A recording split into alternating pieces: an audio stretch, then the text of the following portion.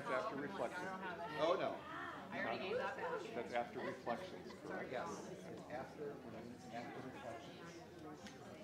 The program order was as you said. I did not look that closely. So just so Dan knows, sweeter. Oh, we don't have it in here.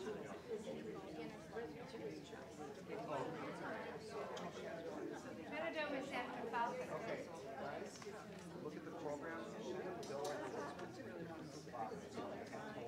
Would you like it to be there? I want it in this order, just what people are gonna see.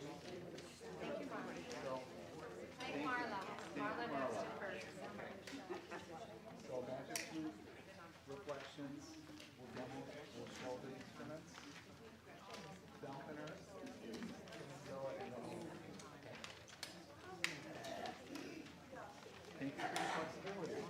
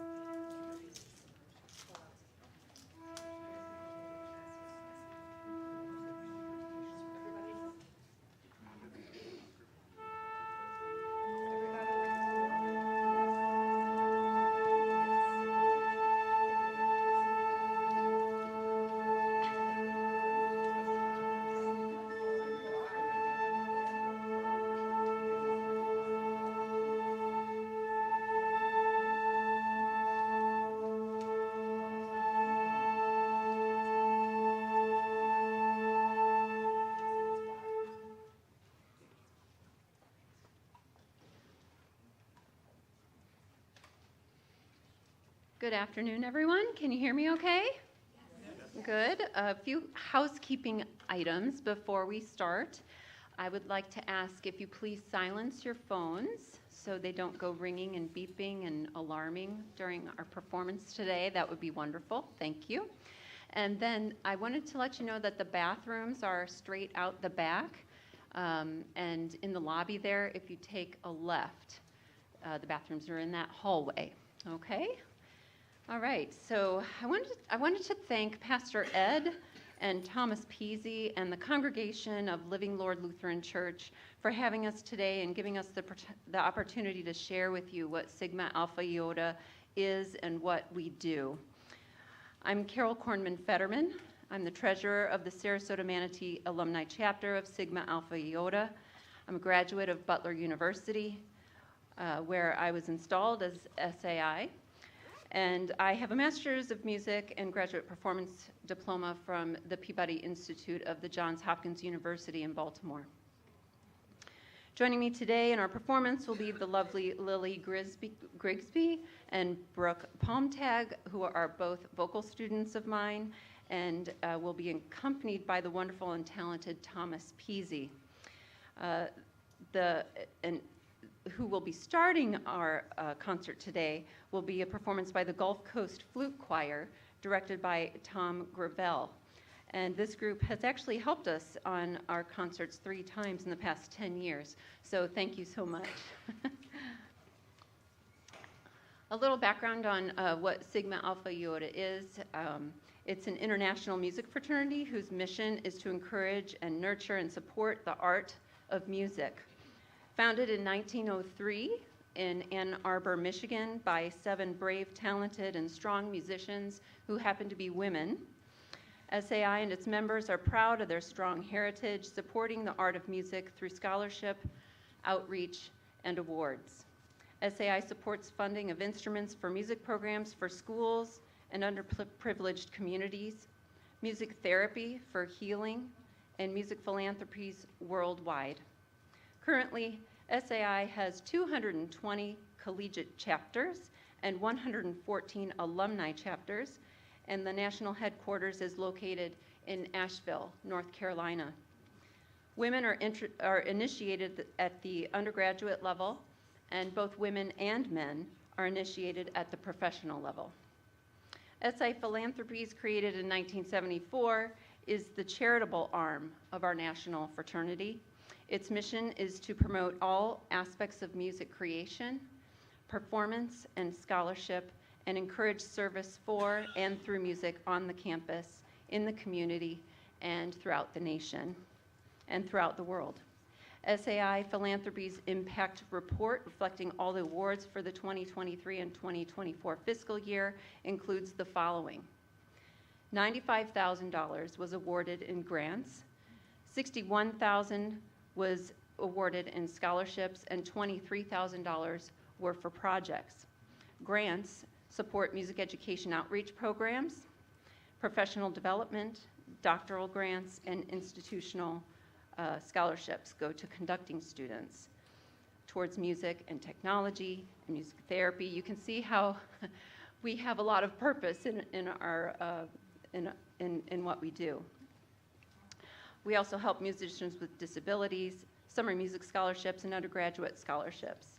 And projects include Inter-American Music Awards, the Kennedy Center internships, and SAI's People-to-People projects, which make connections to music programs needing instruments and putting them in touch with the people that can provide and transport those instruments to them. Our local alumni chapter, the Sarasota Manatee Alumni Chapter of SAI, is just a small piece of the bigger SAI picture. We are part of the Lambda D province in the state of Florida, and the work we do includes an annual benefit concert that we organize in memory of Patricia Stenberg, who was a former SAI president, as well as the former principal oboe for the Sarasota Orchestra, and former conductor and co-founder of the Sarasota Pops Orchestra. Today, if you look in your programs, you'll see a bio on Dale Jensen. We're also honoring Dale Jensen. We lost him this past November, and he was named to one of our, he was married to one of our charter members, Barbara Jensen, and he was an SAI Friend of the Arts. As supervisor of music of the Manatee County school systems, he created the wheel, not the actual wheel on your bike or on your car, but if any of you have any children or grandchildren that attended middle school systems in Manatee County, like my kids did, you may have heard of the electives wheel. This is a system where all incoming sixth graders spend 2 weeks in each elective in their first semester.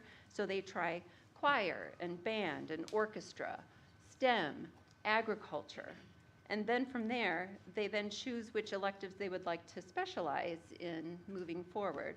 It gives them the opportunity to touch and play the instruments, see if they like singing, or see if they have more love for science. Dale also played flutes and recorders and nurtured and encouraged his own family to pass on the musical talents to the next generation.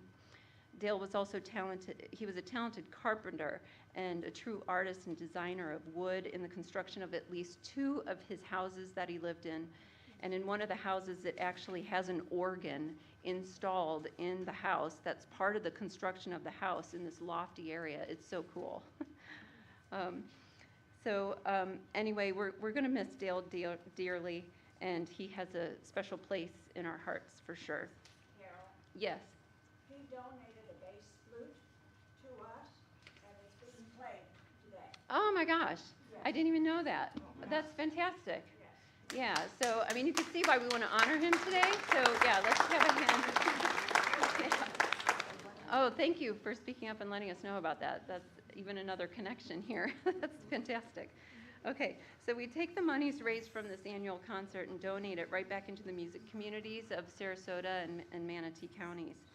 There are 13 organizations we're currently donating to, which include Sarasota Orchestra Educational Fund, the Sarasota Pops Orchestra, the Manatee Community Concert Band, Gulf Coast Flute Choir, the Amico, which stands for Anna Maria Island Concert Chorus and Orchestra, Venice Symphony, Venice Chorale and their youth chorus, Sarasota Young Voices, Key Chorale, Suncoast Perlman Music Program, Artist Series Concerts of Sarasota, the Creative Arts Academy, and Music with a Mission. Most of these organizations give opportunities for young musicians to share the stage with professionals, and or they offer apprenticeships for students, or are just music education oriented.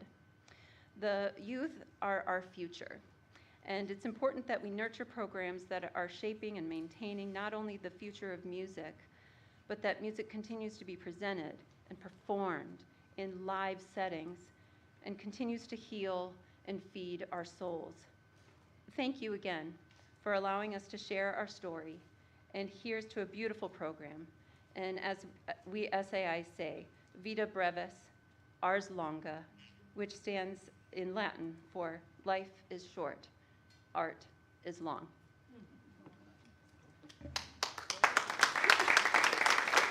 And without further ado, here is the Gulf Flute Choir.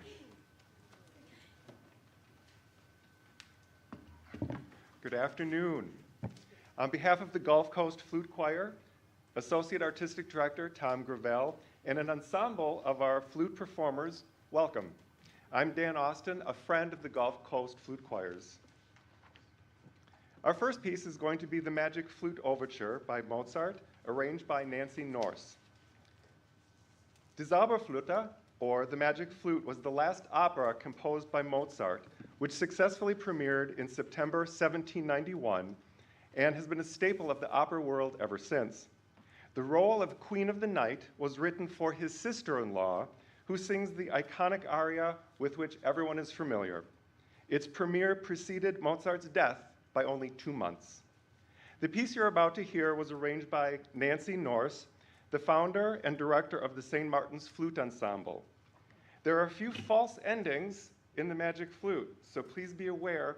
Please hold your applause till the end. Now, I gotta tell you, you can be graded on this, and it's not on a curve, so just hold your applause until the very end. So we bring to you the Magic Flute, by Mozart, arranged by Nancy Norse.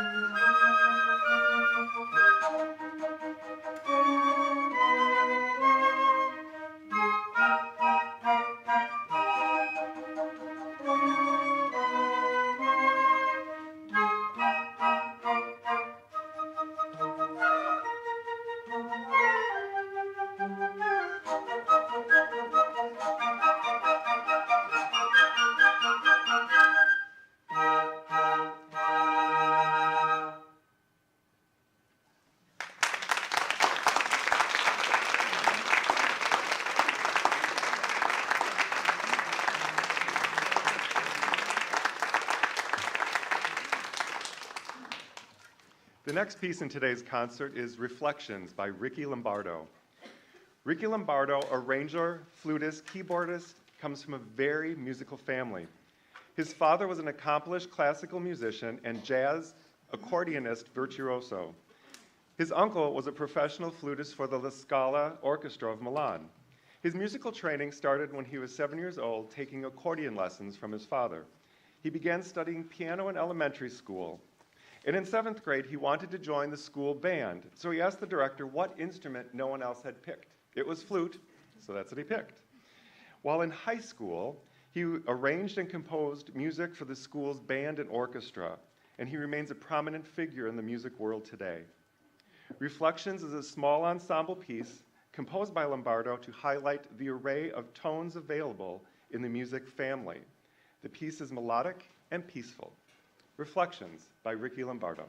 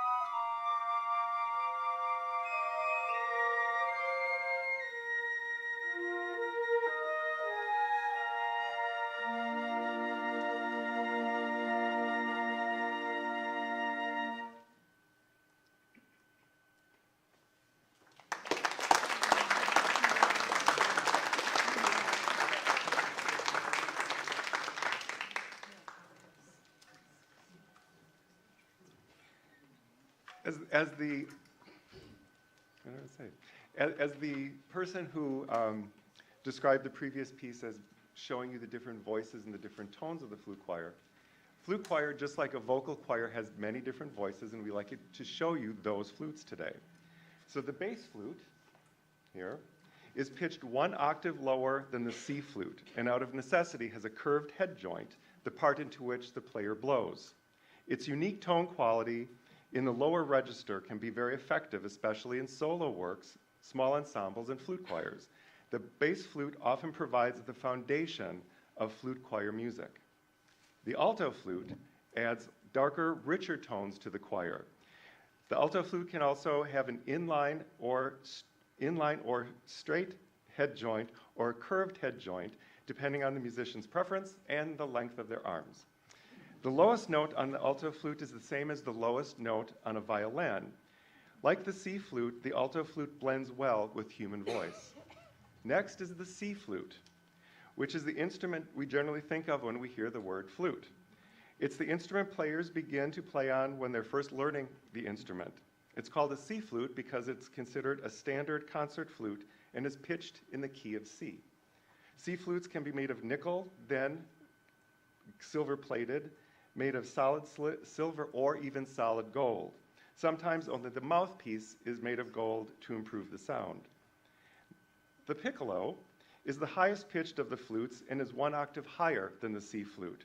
It is often made of wood, but can also be made of metal, plastic, or a composite. Its high pitch brings a bright sound that stands out and often cuts through the rest of the music. The next piece of the concert is going to be Falconer by Catherine McMichael.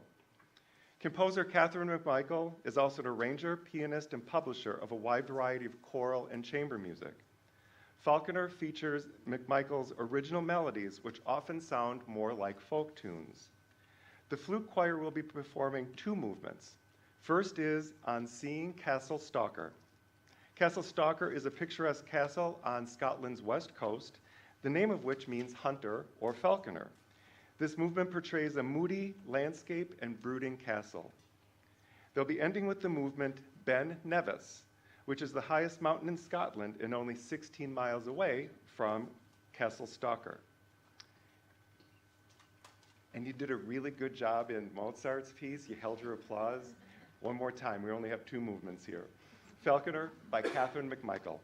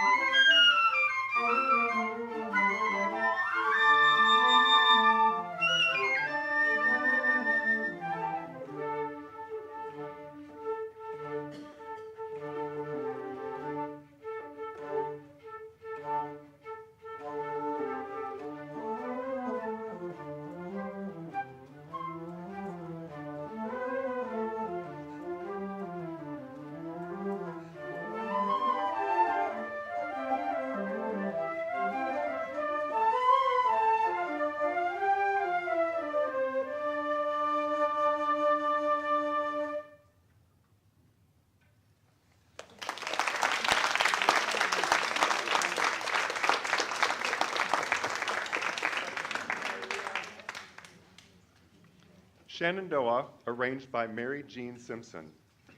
Shenandoah is a well-recognized American folk song, and as with many folk songs, there are many variations and versions. Although the exact origin of this one is impossible to determine, it's generally agreed that it originated with the early French-Canadian fur traders in the Great Lakes region. It is a sea shanty or a nautical shanty, often sung as work songs by sailors, and is often sung in a call and response fashion to coordinate the actions of specific tasks. Shenandoah first appeared in writing in April 1876 by Captain Robert Adams, who indicated he first heard it in 1850. Arranger Mary Jean Simpson played with a number of orchestras, was the editor of Washington, D.C. Flute Scene for 16 years, and editor of the Flutist Quarterly. She is a charter and lifetime member of the National Flute Association. The flute choir will also be playing two movements of Shenandoah. No? Only one. Only one? They're just going to do one. It's like in the last minute decision. We call this managing live. So don't worry about the applause. When they're done, you can applaud. Take it away. Ready to go? Okay.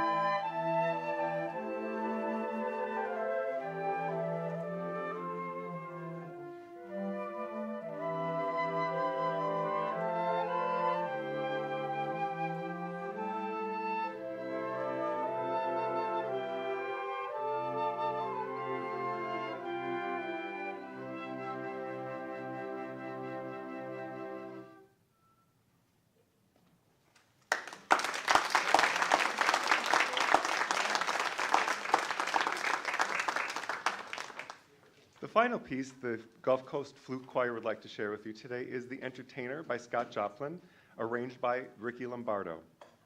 American composer and pianist Scott Joplin, the king of ragtime, was born in Texas in 1868.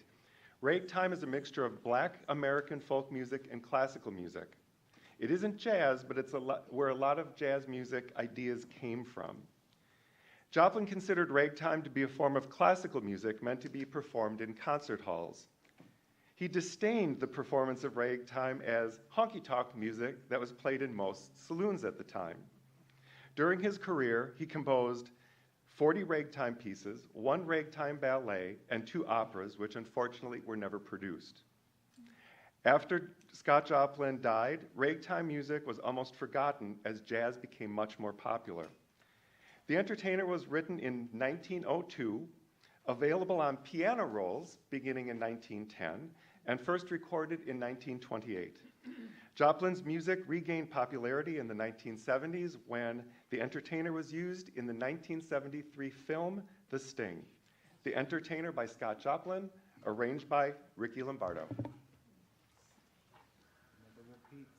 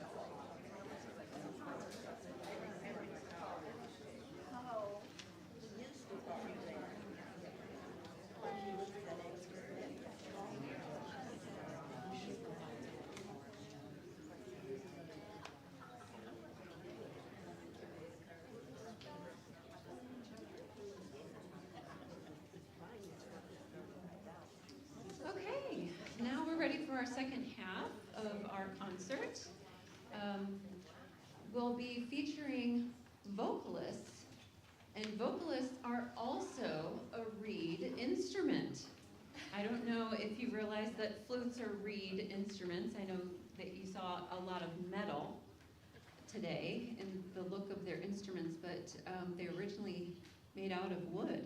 And a reed instrument is when two pieces of wood, when wind is blown between two pieces of wood and they vibrate. Now, our vocal cords aren't made of wood, but they do vibrate. So, that being said, I'll be featuring two of my students. I've been having the pleasure of working with these two lovely ladies for a couple years now, and it's been a pleasure. It's been so wonderful to watch them grow. And typically when we start teaching voice, it's right around the age of 14 when we start talking about technicalities. I'll occasionally start teaching a little younger than that, but we don't talk about technical or pedagogy or anything. It's just bring in a song we like to sing, and maybe I'll tell them where they can breathe or something like that, but we don't talk about vowel placement or anything like that. But with these ladies, we've been starting to talk technique and breathing, and they're doing very well in their study.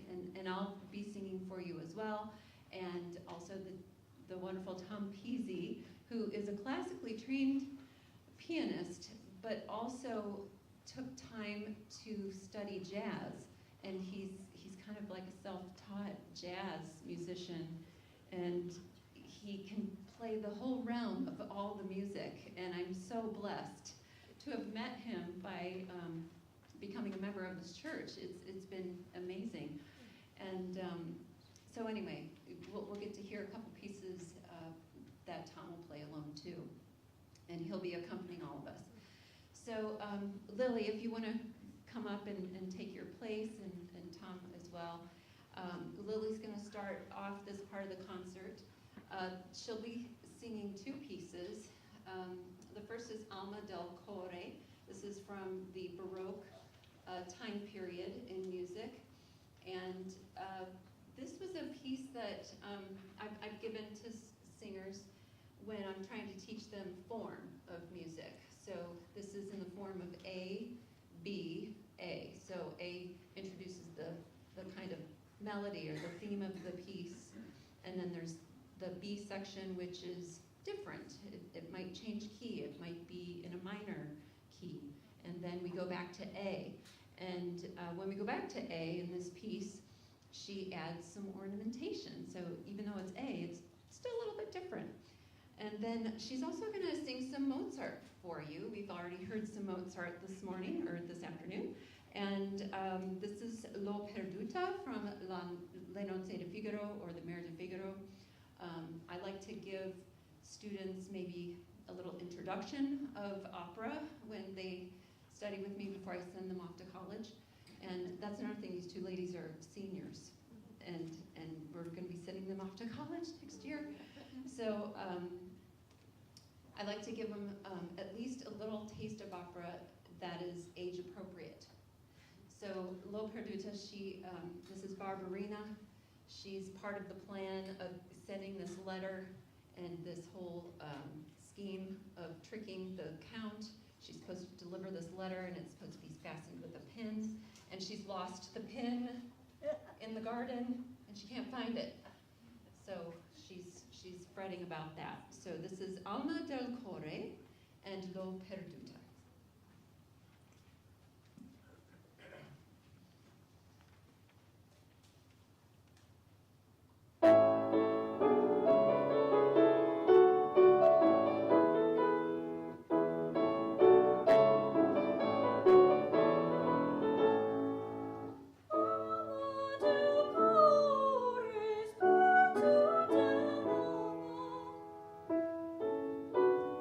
Alma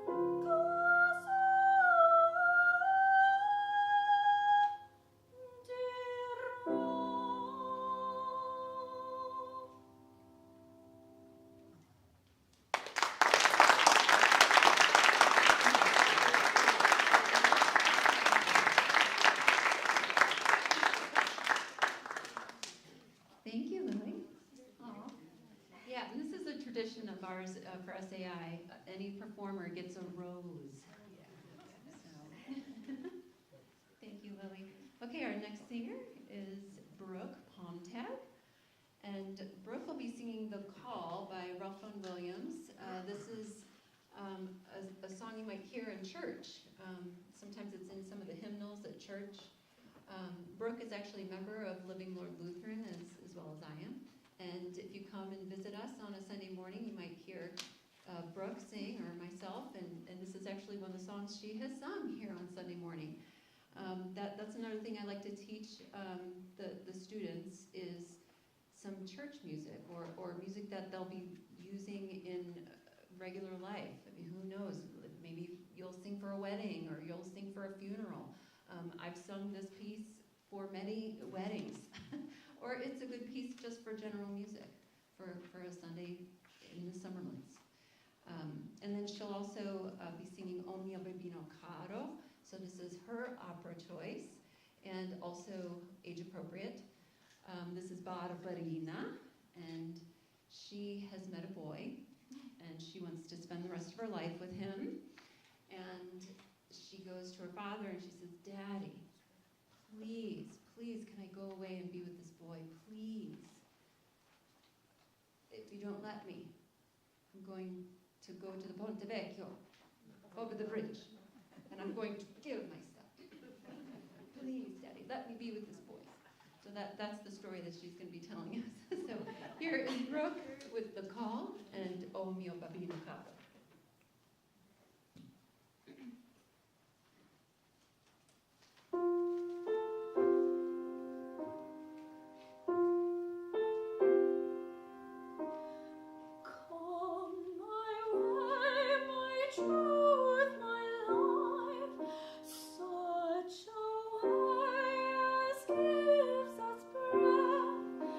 Such a truth as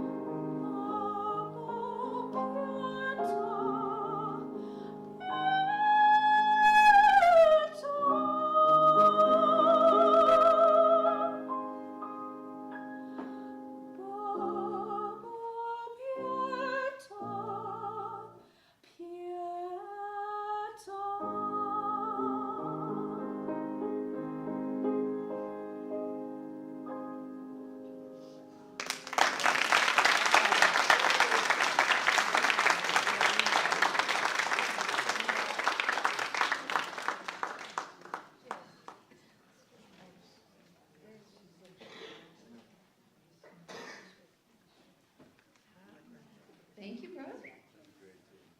Lovely. Okay, so this next couplet, we'll be singing in German. You're going to hear a little bit of German, but Franz Schubert and Frédéric Chopin are of the Romantic era in music. And Schubert is German, and Chopin, he was a Polish composer. So I'll be singing Lachen und Weinen, and Tom will be playing a mazurka. A little bit of a translation for Lachen und Weinen is laughters and tears.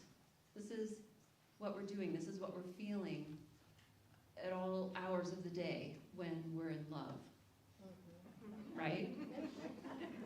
Sometimes you might wake up in the morning and you might be laughing, and it's wonderful, and you feel good. And then at night, we might be grieving and feeling this pain. But then we wake up in the morning, we see our love next to each other, and then we look at them and we say, "Why are you laughing when I'm grieving?" Laughter and tears. That's what we feel when we are in love.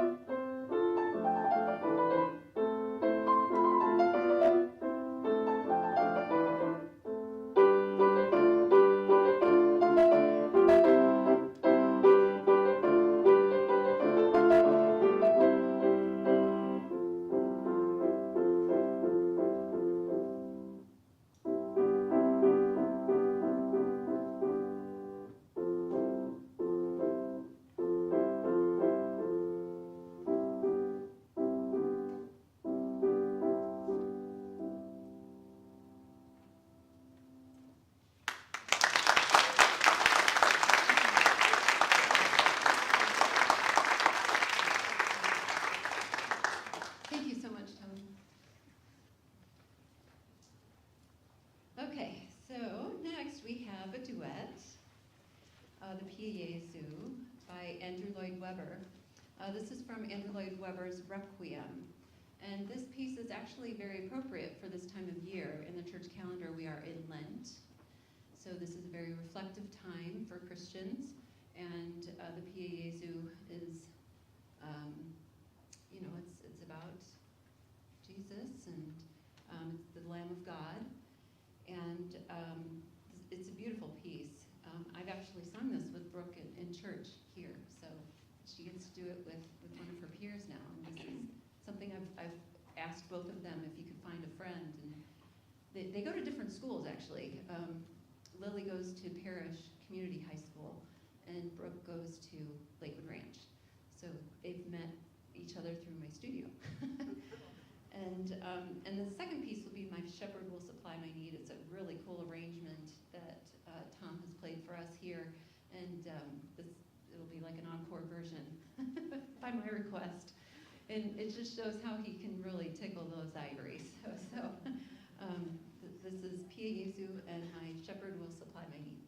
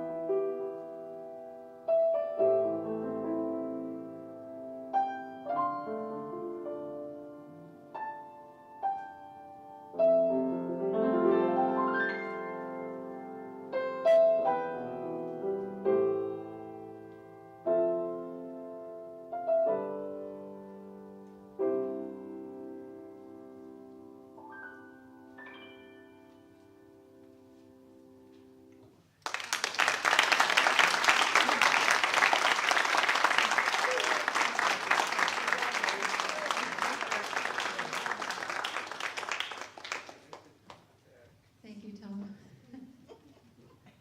There's a rose for Tom. See what I mean? Yep. So great. Okay, so we have two last pieces that we're going to do for you. The first one is Homeward Bound, and Lily, if you want to go ahead and get ready for that. This is a duet. Lily and I will sing this for you. It's a folk song, and I guess the character that I'll be singing is more of a mother figure, and Lily will be singing more of that young spirit character. And it's a message of how that mother figure is giving that younger spirit those wings to fly and letting her go off and do her thing. And but also letting her know that home is always going to be here for you. So that's Homeward Bound. And then the last one is Love's Philosophy, and it's just a description of the philosophy of love.